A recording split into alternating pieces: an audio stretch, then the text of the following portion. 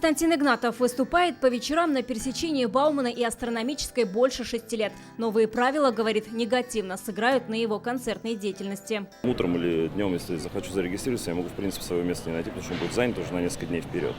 И вот мне, как музыканту, который здесь уже играет много лет, я не знаю, что делать. Публика здесь же не постоянная на Баумана, да, это же проходящие в основном люди, и надо как-то зацепить, то есть надо же играть, что-то как-то так отдаваться этому, чтобы люди остановились и послушали.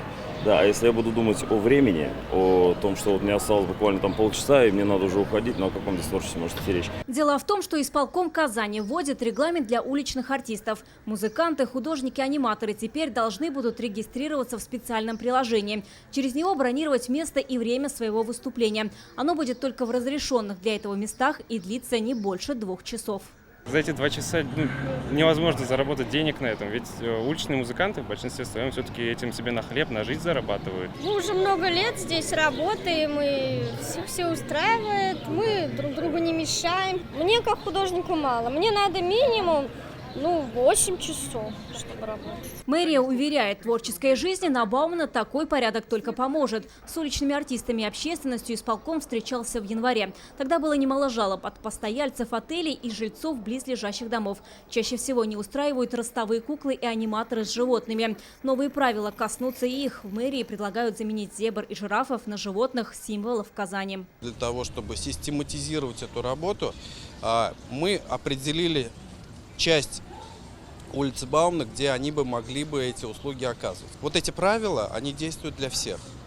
Если человек оказывает эти услуги в форме ростовой куклы, то эти услуги должны быть заведомо сразу оговорены, и правила приличия должны соблюдаться. Улица Баумана – главная туристическая улица Казани. Такой регламент только улучшит ее привлекательность, считают туроператоры. Казань привлекает своей организованностью. Думаю, что пойдет на пользу всем, и туристам, и музыкантам, и художникам, если все будут знать, где найти профессионального художника, где услышать профессиональную музыку. Казанцы и гости города разделились во мнении, но что правила нужны, согласны. Все правильно, что такой регламент будет.